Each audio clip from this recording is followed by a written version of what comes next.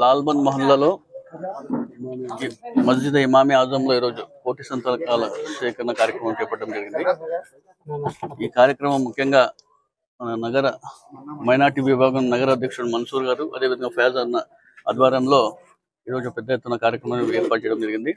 ఏ విధంగా అయితే జగన్మోహన్ రెడ్డి గారు విద్యా వైద్య రంగానికి ఏ విధంగా ప్రాధాన్యత ఇచ్చినారో, పేదలు విద్యా వైద్యం కోసం అందరూ కూడా బాగుండాలని చెప్పేసి గతంలో 17 మెడికల్ కాలేజ్ శాంక్షన్ చేసుకున్న ఘనత ఎవరికి అంటే జగన్మోహన్ రెడ్డి గారు. ఆ రోజు 17 మెడికల్ కాలేజ్ తీసుకొచ్చి దాదాపుగా 10 మెడికల్ కాలేజ్ కూడా పూర్తి చేశారు. ఇంకా 7 మెడికల్ కాలేజ్ దాదాపుగా 40-50% పూర్తి చేసిన విషయం కూడా మనం అందరూ చూసాం. ఆ మెడికల్ కాలేజ్ అన్నిటి కూడా ఈరోజు చంద్రబాబు నాయుడు గారు ఆయనకి చేత కాక ప్రైవేటీకరణ చేయడం కూడా చాలా బాధాకరం.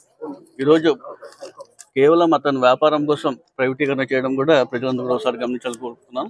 అదేవిధంగా ఈరోజు ముస్లిం మైనార్టీలకు ఏ విధంగా జగన్మోహన్ రెడ్డి గారు ప్రాధాన్యత ఇచ్చిన విషయం కూడా మనం కూడా ఒకసారి గమనించాలి. గతంలో మనం చూసుకుంటే దివంగత నేత డాక్టర్ వైఎస్ రాజశేఖర రెడ్డి గారు 4% రిజర్వేషన్ తీసుకొచ్చి ఆ రోజు పేద విద్యార్థుల కోసం 4% రిజర్వేషన్ పెరిగితే మెడికల్ కాలేజ్ సీట్లన్నీ పెరుగుతాయని చెప్పి ఉద్దేశంతో ఆ రోజు తీసుకురావడం జరిగింది.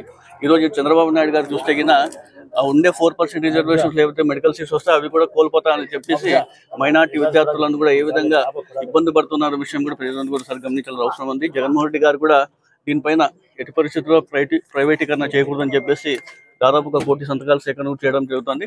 అదేవిధంగా కూటమి ప్రభుత్వం అధికారంలోకి వచ్చిన తర్వాత ఈరోజు ఏ విధంగా ముస్లిం మైనార్టీలకు చెప్పిన హామీలు ఒకటి నెరవేర్చకపోవడం కూడా మనం ఒకసారి గమనించాలా. ఈరోజు 50 సంవత్సరాలు నిండి వారికి ప్రతి ఒక్క మైనార్టీకి కూడా పెన్షన్ ఇస్తామని చెప్పారు, అది కూడా ఇవ్వలేకపోయారు. అదేవిధంగా ఈద్గాలకు స్థలాలు కేటాయిస్తామన్నారు, అది కూడా చేయలేకపోయారు. మౌజాన్ ఇమాంలకు ఇంతవరకు గౌరవవేతనం కూడా గతంలో జగన్మోహన్ రెడ్డి గారు 5 నుంచి 10,000 చేశారు. వీళ్ళు పెండింగ్ ఉన్న బకాయిలు ఎంతవరకు కూడా వాళ్ళకి చెల్లించకపోవడం కూడా అది కూడా ఒకసారి గమనించాలా.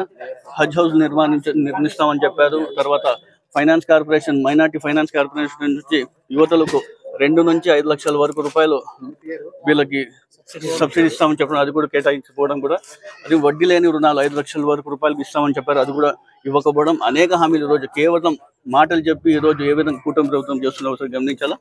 ఏకైక ప్రభుత్వం ఏదైనా మన రాష్ట్రంలో ఉందంటే ముస్లిం మైనార్టీ ప్రాధాన్యత ఇచ్చిన ప్రభుత్వం ఏకైక ఉందంటే వైఎస్ జగన్మోహన్ రెడ్డి గారి ప్రభుత్వమే.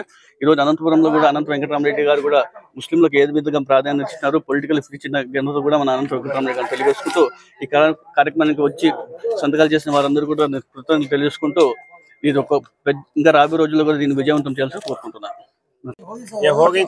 ప్రజా వైద్యం ప్రజల హక్కు అనే సదుద్దేశంతో ఆంధ్ర రాష్ట్రంలో మాజీ ముఖ్యమంత్రి అయినటువంటి వైఎస్ జగన్మోహన్ రెడ్డి గారు ఎంతో ప్రతిష్టతో 17 మెడికల్ కాలేజీ తీసుకొని వచ్చి ప్రజలకు ప్రభుత్వం తరఫున వైద్యం అందించాల అనే సదుద్దేశంతో ఈ ప్రైవేటు మెడికల్ హాస్పిటల్లకు పోయి ప్రజలు ఎంతో ఇబ్బందులు పడుతున్నారు.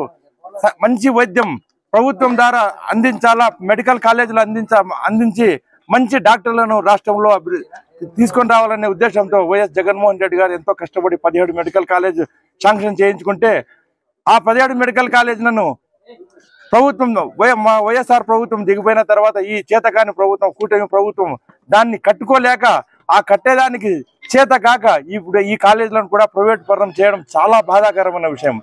అలాగే మైనార్టీలకు 4% రిజర్వేషన్ ఇవ్వబడుతుందేమో అనే దురుద్దేశంతో ఈ కూటమి ప్రభుత్వం తన ప్రభుత్వం యొక్క దుశ్చర్యను గడ్డకు పెట్టి మైనార్టీలని 4% రిజర్వేషన్ రాకుండా చేయాలనే దురుద్దేశంతోనే ఈ ప్రైవేటీకరణ చేయాలని ఆలోచిస్తూ ఉంది.